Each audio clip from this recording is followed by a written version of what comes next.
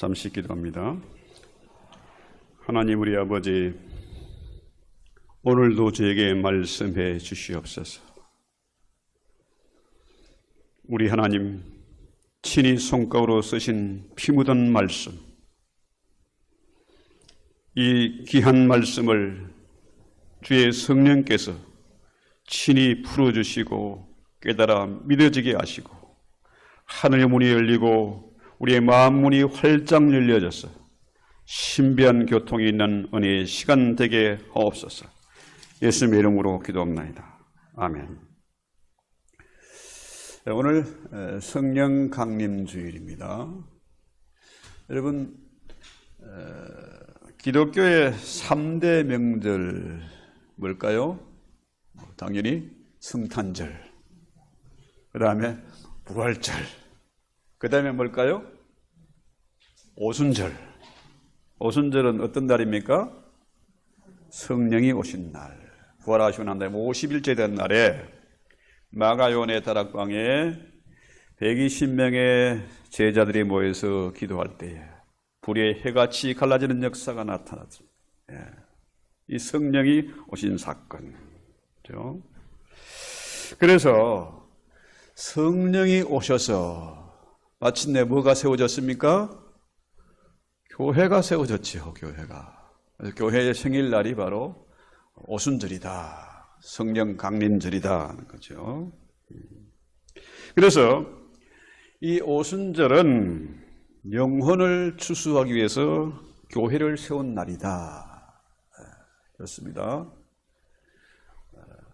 성탄절, 부활절만 귀한 명절이 아니고 이 오순절, 첫열매를 드리는 오순절 날, 특별히 며칠 동안, 며칠이 아니죠, 오랫동안 가물어 가지고 먼지가 펄펄 날리는데 오순절의 때가 맞춰서 마침내 옵니까?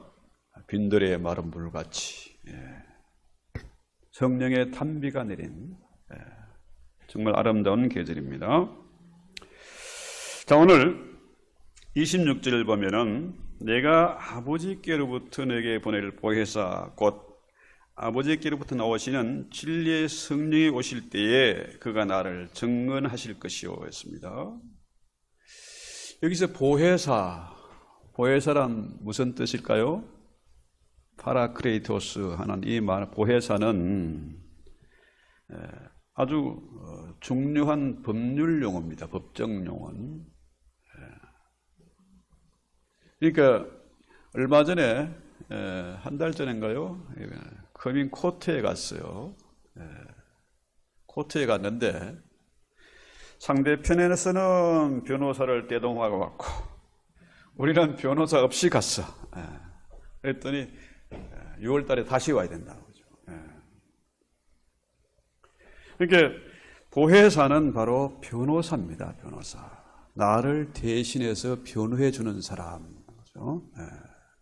또 나를 대신해서 말씀을 전달한 대언자, 변호사, 위로자, 컴포터 이런 말도 되죠. 그러니까 요한일서 2장 1절에 보면은 만일 누가 죄를 범하면 아버지 앞에서 우리에게 대언자가 있으니 곧 의로우신 예수 그리스도시다. 그러니까 이 대언자란 말이 바로 파라크레이토스, 보혜사입니다. 보혜사 성령. 여러분, 마귀란 놈이 얼마나 지혜가 많습니까? 아주 악독한 놈이에요. 마귀가 검사가 돼서 나의 약점을 다 알아. 너무 잘 알아. 그놈은 잠도 자지 않고 우리를 감시하고 무슨 짓 하나 다 알고 있는 겁니다. 그놈이 검사가 돼서 고소하면은 당할 재주가 있습니까? 누구든지 내 힘으로 마귀를 이길 수가 없어요. 그런데 우리 주님이 보낸 그 성령이 우리의 보혜사가 되신다, 변호사가 되신다. 그 변호사도 시시한 국선 변호사가 아니고 아주 유능한 100% 성수하는 그런 변호사다. 그렇죠? 나는 말주변이 없어서 제대로 말도 못해. 그런데 성령 그가 대언자가 되신다. 그렇죠? 이 정도 되면요,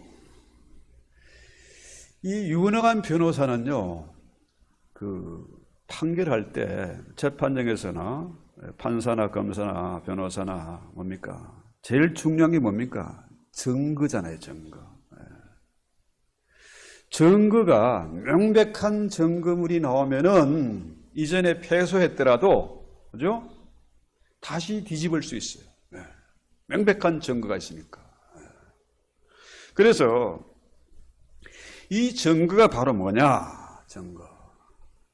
주님이 우리의 보혜사가 되신다. 변호사가 되신다는 거죠. 자, 성령께서 누구를 증거하는 겁니까? 오늘 성경에 보니까 예수에 대해서 증거하는 거죠. 성령이 오실 때 그가 나를 증언하실 것이다. 나 누굽니까? 주님을 증거하는 것이다.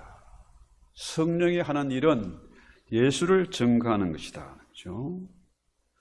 두 번째 증거는, 자, 27절 볼까요? 27절. 너희도 처음부터 나와 함께 있었으므로 증언한다. 자, 성령이 예수를 증거하는데, 성령 받은 우리는 누구를 증거해야 됩니까? 우리도 역시 예수를 증거해야 된다. 전해야 된다는 거죠. 그렇습니다. 증거하는 이가 있어서 이 땅에 교회가 세워졌습니다. 2000년 전에 세워진 그 교회가 지금도 유지가 되고 있고, 지금도 예배하고 있고, 앞으로도 그럴 것이다. 주님 오실 그때까지. 그때까지 우리가 해야 될 일은 뭡니까? 예수를 증거하는 겁니다. 그래서요, 성령이 하는 일이 여러 가지가 있습니다. 성령의 9가지 열매도 있고요, 여러 가지 은사도 있고, 뭡니까? 또 위로, 컴포트하게 위로도 하시고, 또 우리를 돕는 자가 되시잖아요. 내 곁에서 세상 어디에도 믿을 놈이 없고 의지할 데가 없는데 성령 그는 내 곁에서, 바로 곁에서 나를 도우신다. 내 안에 사시면서 나와 함께 하신다. 자, 여러 가지 중요한 일이 있어요. 성령이 방언의 은사도 주시고 예언의 은사도 주시고 그러잖아요. 그런데 성령의 하신 일 중에 가장 중요한 일은 뭡니까?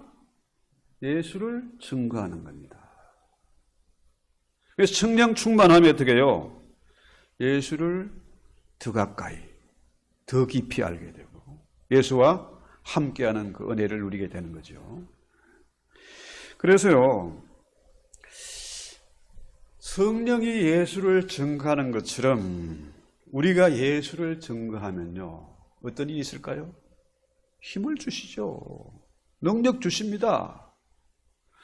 미련하고 우둔한 우리에게도 놀라운 지혜를 주세요. 왜? 그분이 나에게 능력 주셔야 담대하게 복음을 전할 수 있잖아요. 자, 예수가 도와주어야, 성령이 도와주어야 그래 우리가 선교할 수 있지 않습니까? 그렇죠? 그래서 성령이 우리의 변호사가 되시고 대언자가 되시기 때문에 우리는 뭡니까? 성령의 충만을 받으면은 기도의 능력이 나오게 되고 말씀의 능력이 나오게 돼요. 그렇죠? 그래서 이 성령은 뭐라 그래요? 오늘 성경에서는 무슨 영? 진리의 영이다. 오늘 제목이 진리의 영.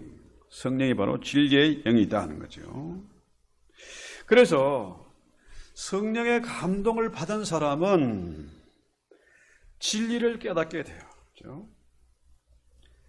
또 진리를 알면은, 진리는 바로 뭡니까? 예수가 바로 진리 아닙니까?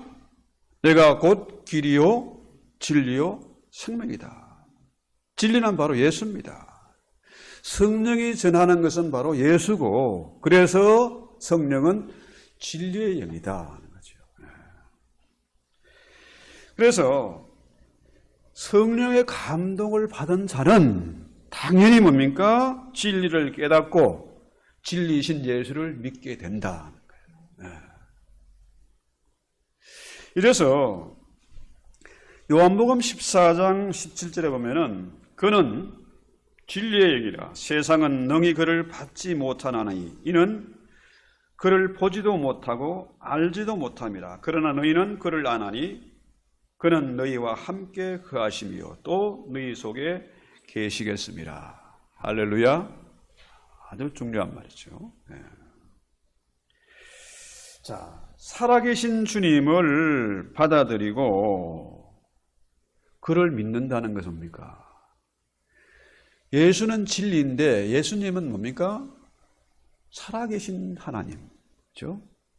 오늘도 나와 함께 하시는 하나님. 지금도 성령으로 내 안에 계신 하나님. 그러니까 보통 우리가 하나님을 말할 때 지정의를 얘기합니다. 인격이죠, 인격. 예수는 인격을 가진 분이다. 살아계신 하나님이라는 거죠. 자, 절간에 가서 부처 앞에서 아무리 두드려봐야 알아듣습니까? 대화가 됩니까? 안 되잖아요.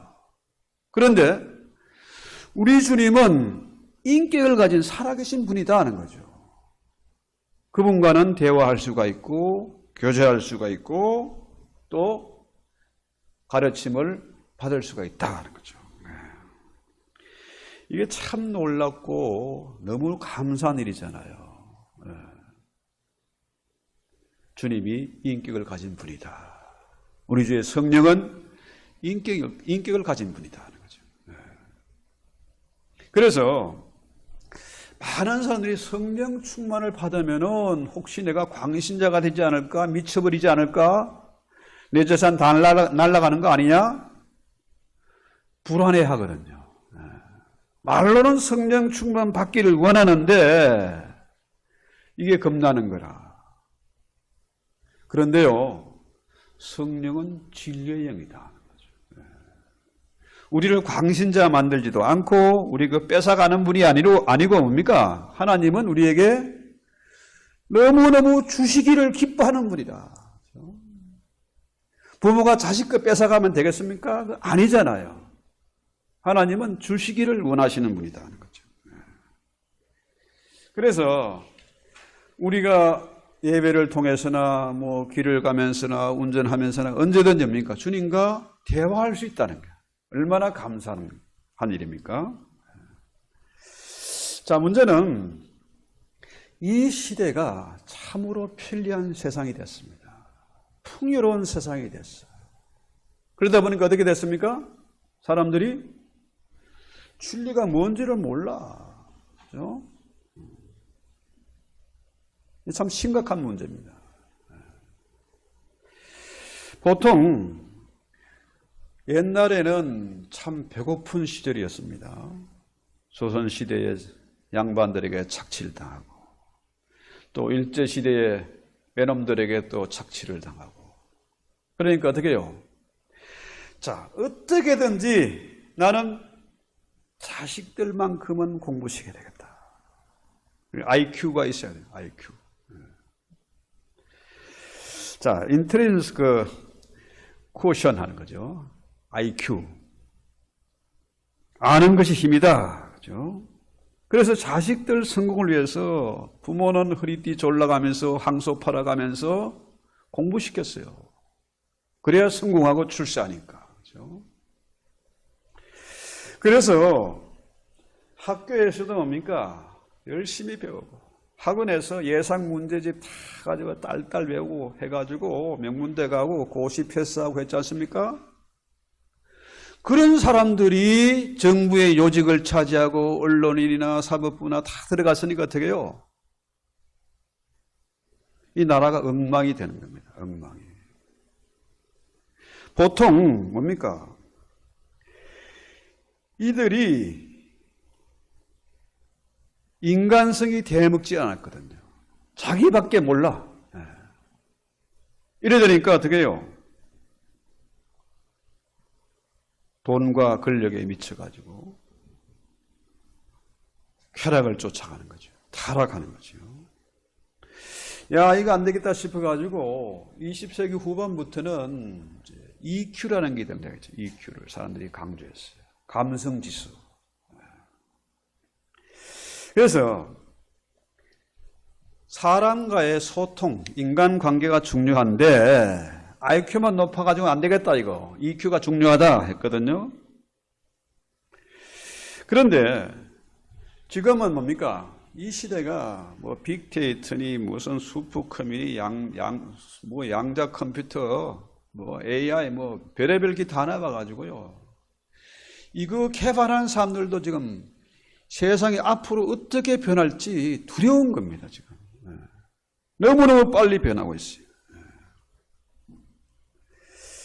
자, 이런 4차 산업혁명 시대, AI 시대에 우리는 뭘 준비해야 될까요? 어떻게 살아가야 될까요? 과거에 전혀 경험하지 못한 세계가 지금 우리 앞에 너무 빨리 펼쳐지고 있습니다. 그렇죠? 이때에 중요한 것이 바로 뭐냐? SQ라는 게 나옵니다. Spiritual Quotient. SQ가 중요하다. 그렇죠?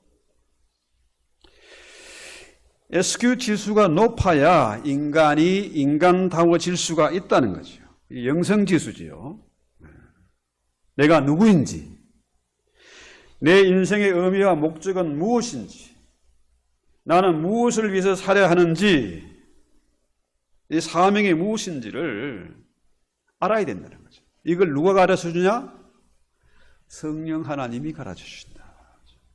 내 안에 계신 보혜사, 내 곁에서 나를 도우시는 보혜사가 가르쳐주신다는 거예요. 왜?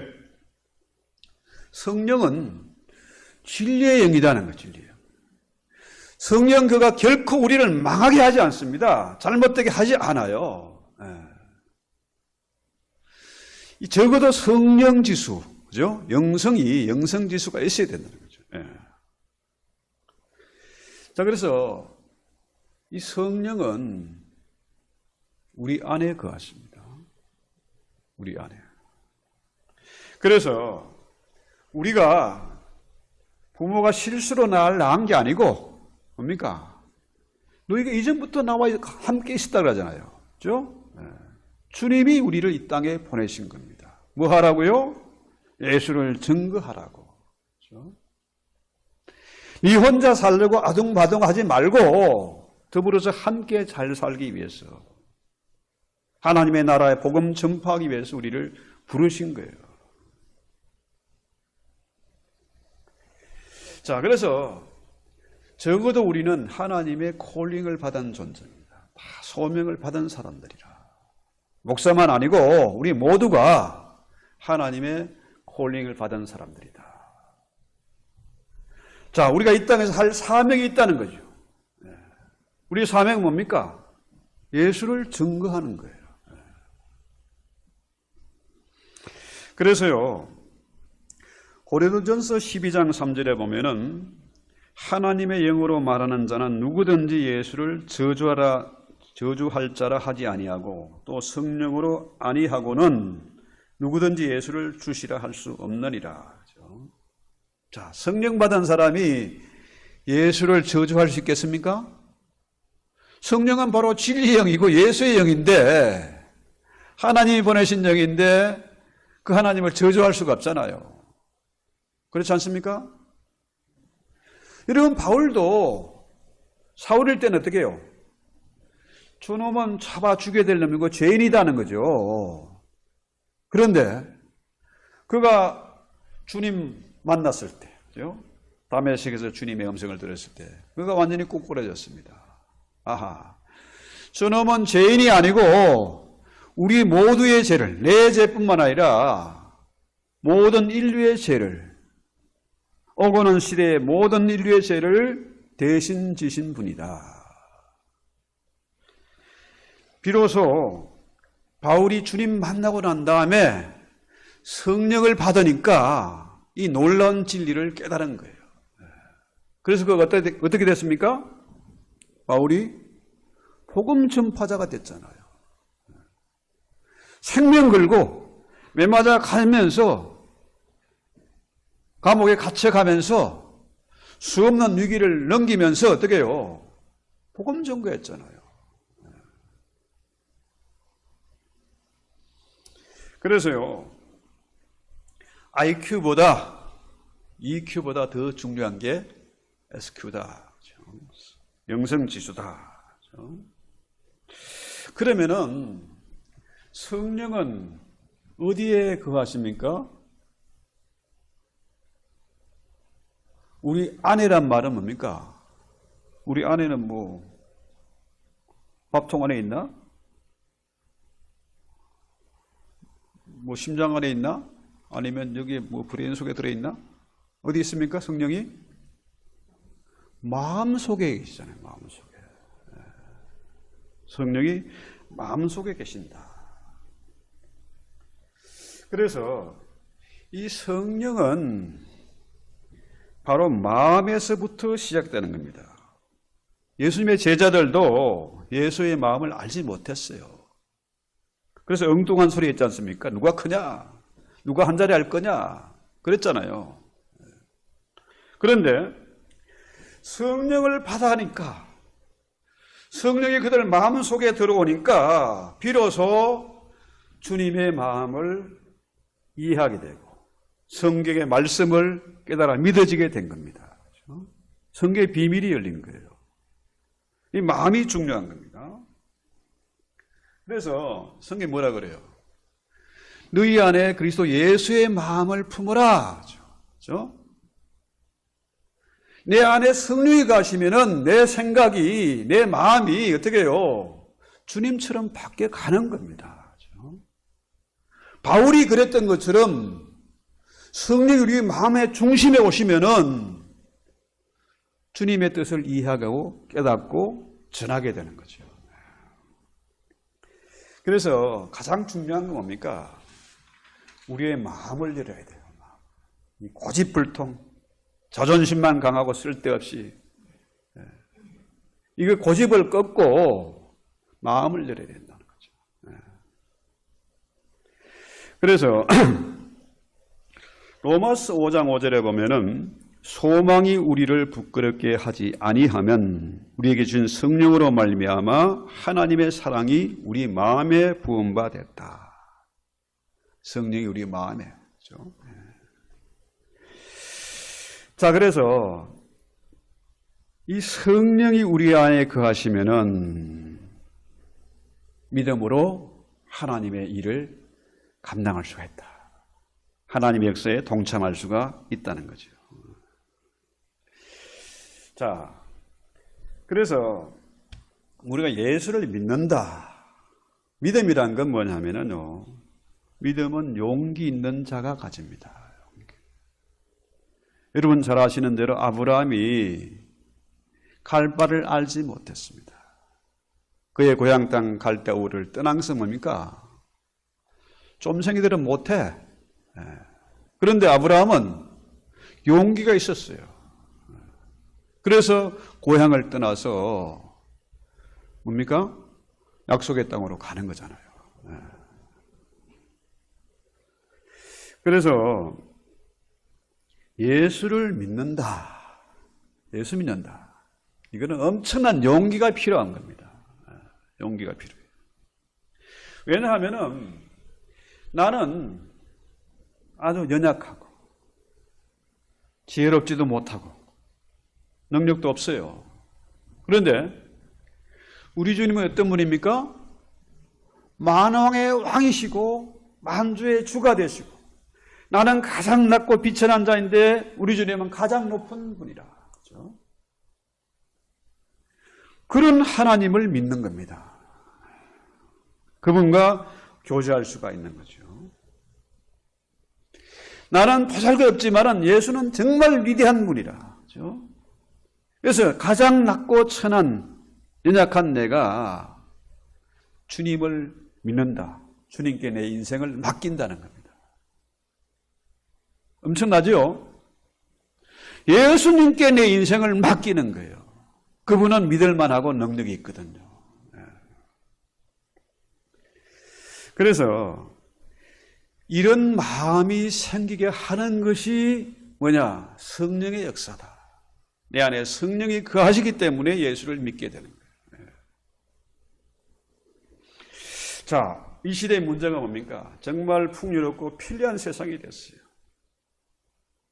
옛날보다 훨씬 좋아졌습니다. 그런데 문제는 다들 못 살겠다, 죽겠다는 거예요. 불만이 자꾸 늘어가. 왜 그렇습니까? 쓸데없는 자존감, 그렇죠? 자존심, 이게 문제지요. 왜 그렇습니까? 성령은 눈에 보이는 게 아니잖아요. 그렇죠?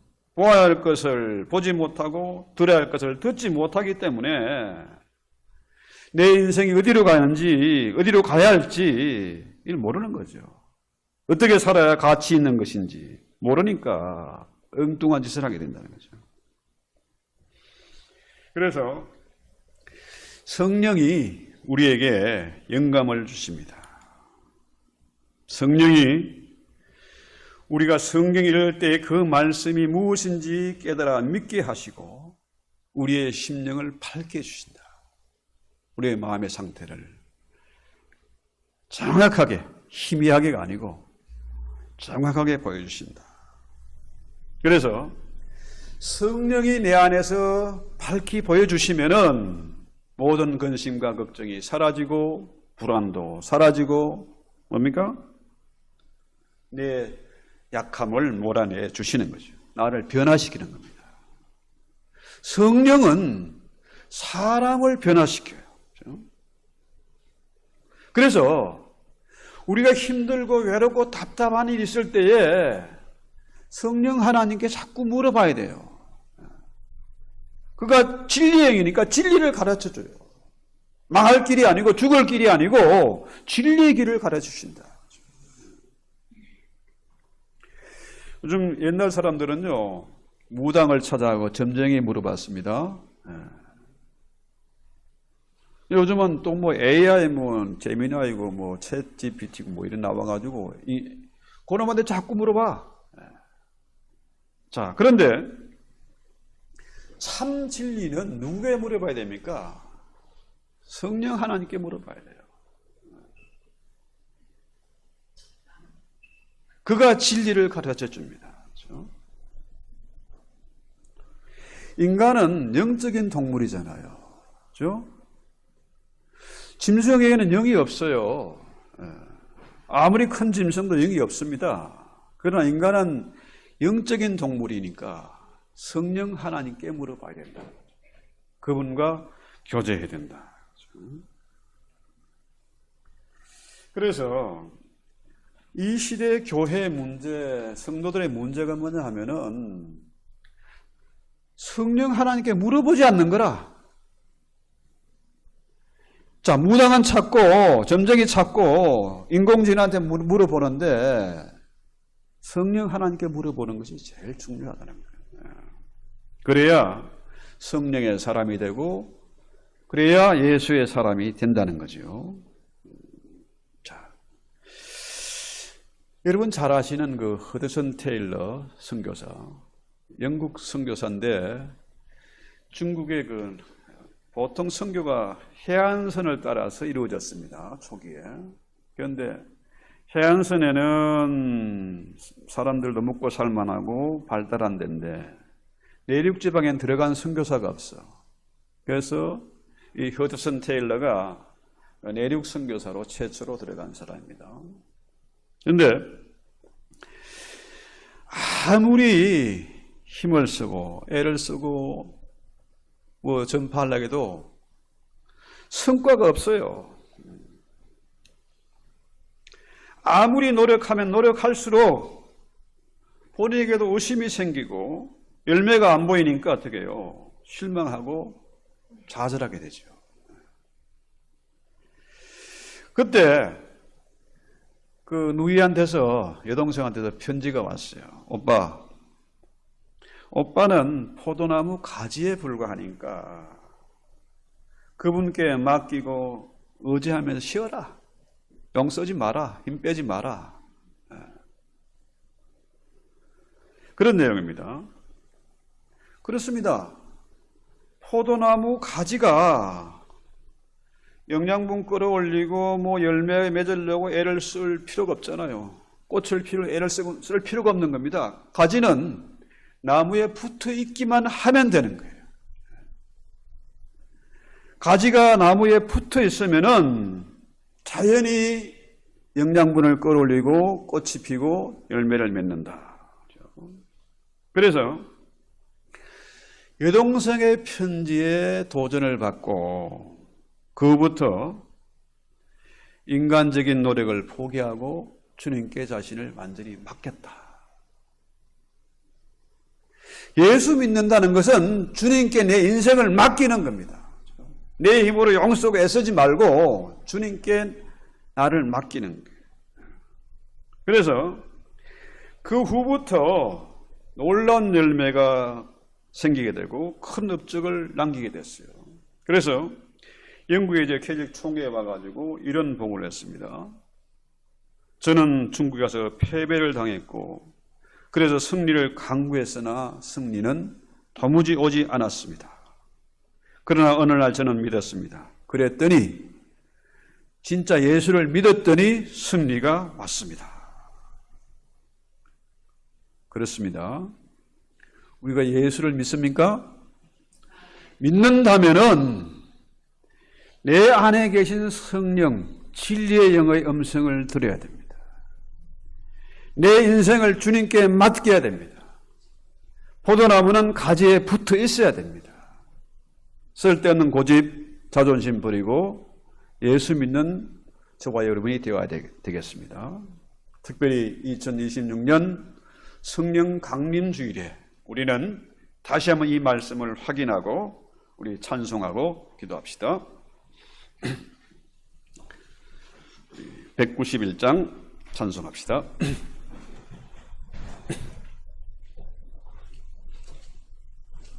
내가 매일 기쁘게 순례의 길 행함은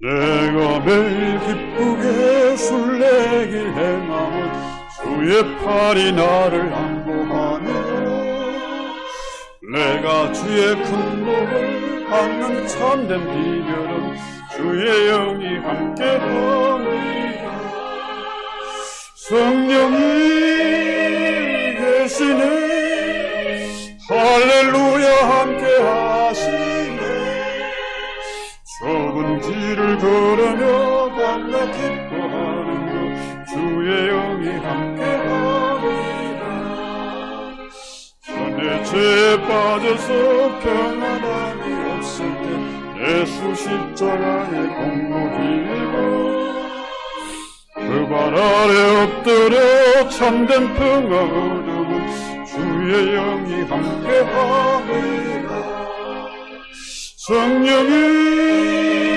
계시네 할렐루야 함께하시네 좁은 길을 걸으며 밤낮 기뻐하는 것 주의 영이 함께하리라 나와 동행하시고 모든 염려하시는 나는 숲의 새와 같이 기쁘다 내가 기쁜 마음으로 주의 뜻을 행하고 주의 영이 함께하니라 성령이 계시네 할렐루야 함께하시네 좁은 길을 걸으며 밤낮 기뻐하는 주의 영이 함께하니라 세상 모든 정욕과 나의 모든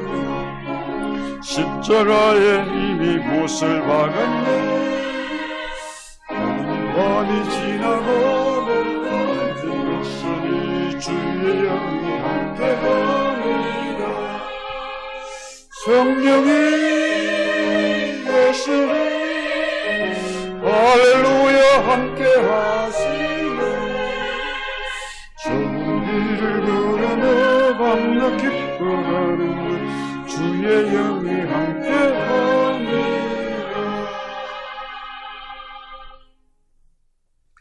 주님,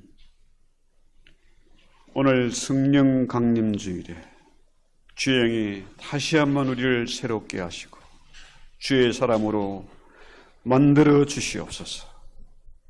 우리가 세상 아는 지식보다는 주님을 더 깊이 알아가고 주님을 더 사랑하고 주님과 대화하는 시간을 늘리게 하옵소서. 언제나 말씀을 읽을 때에, 기도하고 성경을 읽을 때에 주의 영이 다시 한번 우리를 새롭게 만들어 주시고 성령의 역사대로 우리가 담대하게 복음 증거하며 이 마지막 시대의 주수꾼의 사명 감당할 수 있도록 지혜를 주시고 능력을 주시고 산을 옮길 만한 믿음을 저에게 허락해 주시옵소서. 예수님의 이름으로 기도합니다. 아멘.